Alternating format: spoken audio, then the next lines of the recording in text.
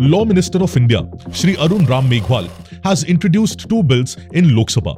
One, a constitution amendment bill to sync the terms of Lok Sabha and state legislative assemblies, and other, a consequential bill to amend the relevant acts of union territories and that of National Capital Territory of Delhi to enable simultaneous polls there as well. Now with this, the government on Tuesday of December 17th has taken the first step towards implementing one nation, one election in our country. Now this has been the long pending demand of a lot of sections in our society, and this has been on the agenda of the government since last 10 years as well. Now the bills were formally introduced in Parliament by a simple majority as required by the rules. 269 member of parliaments, they voted in favor and 198 were in opposition of it. However, this margin has been flagged by the critics of One Nation, One Election, who claims that it shows that the government lacks the special majority which is required for this type of constitutional amendment. Now on 7th of November, if you see the Perspective playlist, we have published a special and detailed episode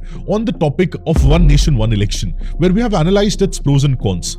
Now in today's topic, we are going to discuss more on these two bills which have been introduced in Lok Sabha and what would be the future course of action for the government of India for implementing One Nation, One Election in our country. Hello, my name is Preetpal Singh and you are watching Perspective.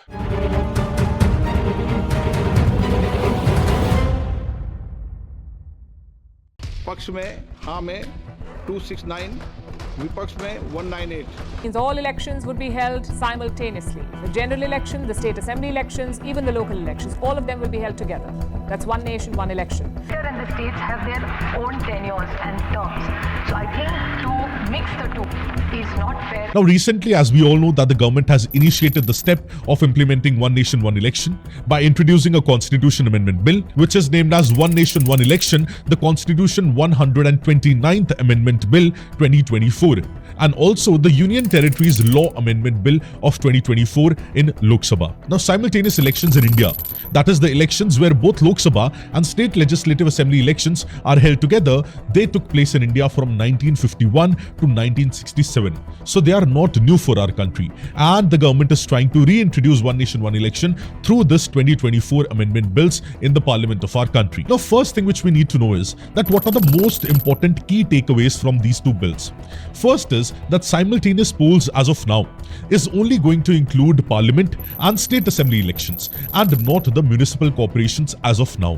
And second is that these changes can in ordinary circumstances take place or take shape earliest in 2034 election cycle in our country. The Constitution Amendment Bill also states that the President may, by a public notification issued on the date of the first sitting of the House of the People after a general election, bring into force the provision of this article, and the date of the notification shall be called as the appointed date. Now the earliest date for the first sitting of the next Lok Sabha would be on 2029. And the next election cycle will be 2034, assuming that both the 18th and 19th Lok Sabha, they complete their full 5-year term. Now the fine print of these two bills, they also include details involving the provisions for scenarios where a midterm elections may have to be called on a state or a central level. But before we go into the nitty-gritties, we have to understand what are the key features of the bills. What are the broad features of these two bills which have been introduced? See the first one, that is One Nation, One Election, the Constitution 129th Amendment Bill of 2024. It is proposing to add Article 82A, Section 1 to 6 to the Constitution of our country to align the terms of Lok Sabha and state legislative assemblies as recommended by the committee headed by our former President of India, Shri Nath Kovind. Now let us see in detail that what is there in this Article 82, Section 1 to Section 6. So Article 82A, Section 1, it provides for the timeline for the President to bring into force the proposed changes on the date of the first sitting of Lok Sabha after a general election, designating this as an appointed date. That is Article 82A, Section 1. Now there is Article 82A, Section 2, and it states that the terms of state assemblies elected after the appointed date and before the Lok Sabha's full term ends will conclude with the Lok Sabha's term.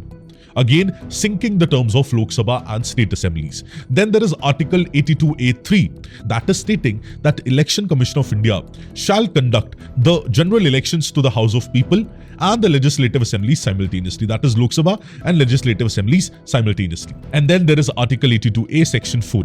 And this article defines the simultaneous elections as the general elections held for constituting the House of People and the legislative assemblies together. So this is where simultaneous elections have been defined in our constitution, or will be defined after this constitution amendment bill is passed in both of the houses of the parliament.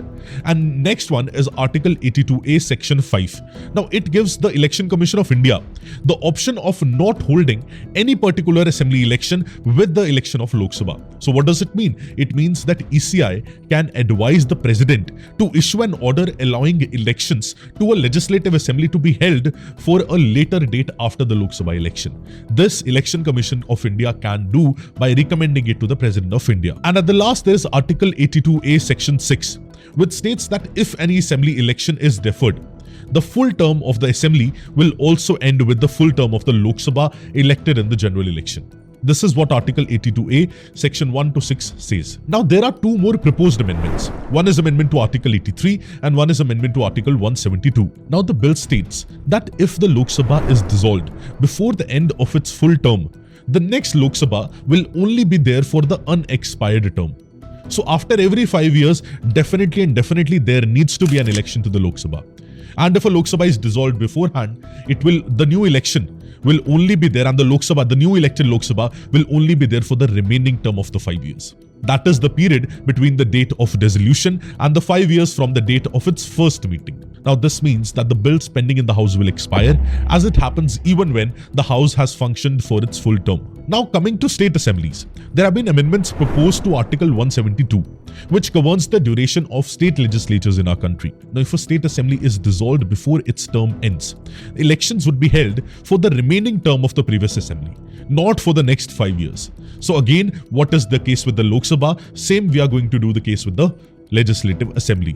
These are the proposed changes, proposed amendments. And last, under the first Constitution Amendment Bill, there is amendment to Article 372 as well. The bill proposes amending Article 372 to include conduct of simultaneous elections after the delimitation of constituencies, expanding the Parliament's power over other state legislatures and other state elections as well. Now the bill has excluded the election of local bodies and municipalities as of now. And this is the first bill. Now there is second bill also, that is the Union Territory Laws Amendment Bill 2024. Now this bill, it seeks to amend Section 5 of the Government of Union Territories Act of 1962 and also Section 5 of the Government of National Capital Territory of Delhi Act of 1991 and Section 17 of Jammu and Kashmir Reorganization Act of 2019. And the aim is to facilitate simultaneous elections with the Lok Sabha and State Legislative Assembly. So that is what second bill is dealing with. Now, since we have understood both the bills, what we need to understand the most is that what is required or how much or what type of majority is required for these bills to pass. Now for the Constitution Amendment Bill, this kind of Constitution Amendment Bill to pass in the Parliament, they will require a special majority. Not a simple majority, but a special majority in both Lok Sabha and Rajya Sabha. That means two conditions have to be satisfied under Article 368 of the Constitution, which deals or which gives the power to the Parliament to amend the Constitution. Now the first condition is that half of the Lok Sabha and Rajya Sabha must be voting in favor of the amendment. That is the first condition. The second condition is of all the members who are present and voting, 2/3 must vote in favor of the amendment. If these two conditions are satisfied, the Constitution Amendment Bill will be passed in both of the houses of the Parliament, that is Lok Sabha and Rajya Sabha, and eventually the bill will go to the President for the signature and eventually the bill will be turned into a law. So if this happens, these two conditions are met, one nation, one election can definitely be passed and introduced in our country from the year 2034. Now it was practical in this way to leave out the municipal elections at that stage, because this would have required the amendment to be ratified or agreed to by the legislatures of at least half of the states of our country, and this would have been even more difficult for the government to achieve.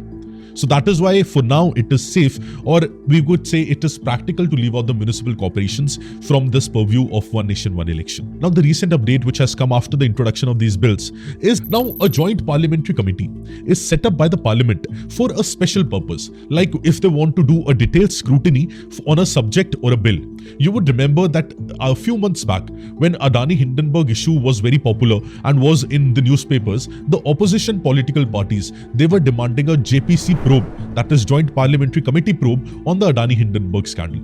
So in similar way, now a joint parliamentary committee has been introduced or has been constituted for assessing one nation, one election legislative framework. And as the name is suggesting, members of both the houses, that is Rajya Sabha and Lok Sabha, and that is from the ruling party and the opposition party, they come together in this committee. And it is dissolved after its terms end or after the task is completed. Now some examples of joint parliamentary committees can be the Waqf Amendment Bill of 2024, which was set up in August 2024, that is this year itself, and also one on the Personal Data Protection Bill of 2019. Again, a JPC was set up. Now, other JPCs are mandated to investigate alleged irregularities, sometimes of financial nature as well. Now, while the recommendations of Joint Parliamentary Committee, they have a very persuasive value, but they are not binding to the government. That is, government is not bound to accede to the recommendations of the Joint Parliamentary Committee.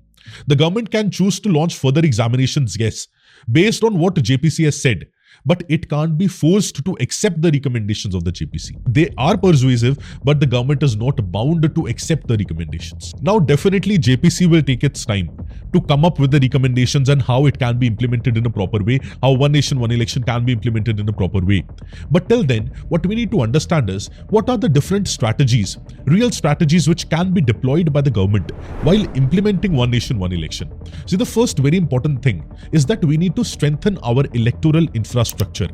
Until and unless we do so, we won't be able to conduct one nation, one election in an efficient way. See, we need to develop a unified electoral roll system that serves all the three tiers of the government. That is the Lok Sabha, the state assemblies and the local bodies as well. And it will reduce definitely duplication and efforts. And this is recommended by the committee headed by Shri Nath, that is the former president of India. Also, the committee recommended that we need to utilize the technology and leverage technology to our advantage for efficient management of electoral processes, which can include voter verification and result tabulation as well. So technology can be harnessed for electoral management. Also, Election Commission of India in 2016 have also recommended that in order to enhance the efficiency of the electoral process, use of technology for voter registration and EVMs is very, very vital. So that is the first part. That is, electoral infrastructure in its whole sense needs to be improved. Now, second is in relation to public awareness. So public awareness campaigns in relation to this ONOE, that is one nation, one election, needs to be there. Nationwide campaigns to inform the voters about the advantages of simultaneous elections and its impact on the voting experience. They will go to vote at one time and simultaneously they will be voting for the central government and their state governments as well. This information or this awareness amongst the voters is very, very essential so that they can make a judicious decision. So we need to organize NGOs and other community organizations to disseminate information to the public and gather public feedback on this particular issue and on the proposed changes. Because only then the law will be improved or the bills will be improved and the law would be even better. And above all, capacity building measures should be taken. So capacity building training sessions for electoral officers needs to be there, of new technologies, new processes which will be associated with simultaneous elections to ensure its smooth implementation. Now, this proposal of one nation, one election, it has sparked passionate debates and differing opinions across the political spectrum of our country. And it undeniably, it carries a potential to significantly change, alter and streamline India's electoral process in a very great way. Now, by consolidating the elections and making it simultaneous, the initiative could enhance governance efficiency in our country. It could reduce electoral fatigue, which our Prime Minister Modi ji has himself talked about. Electoral fatigue, it could reduce it. And it can also ensure that the resources are allocated in a much efficient and effective way in our country. And it also offers an opportunity for a more synchronized approach to policy making, fostering stability and long-term planning in our country, so that policy making is not hindered and resources are not wasted from holding elections year after year. Because every year, somewhere in the country, our country is on election mode.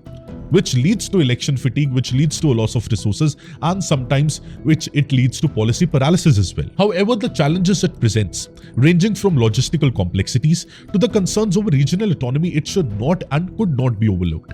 See, because there are genuine concerns of the state legislative assemblies elections if being held simultaneously with the Lok Sabha, or the state issues might not get as much importance or as much importance which the national issues might be getting, which is why it is very important to note down these peculiar features as well and these concerns as well. Now, the key for successful implementation of this reform lies in open dialogue, consensus building, and ensuring that voices of all the stakeholders are heard.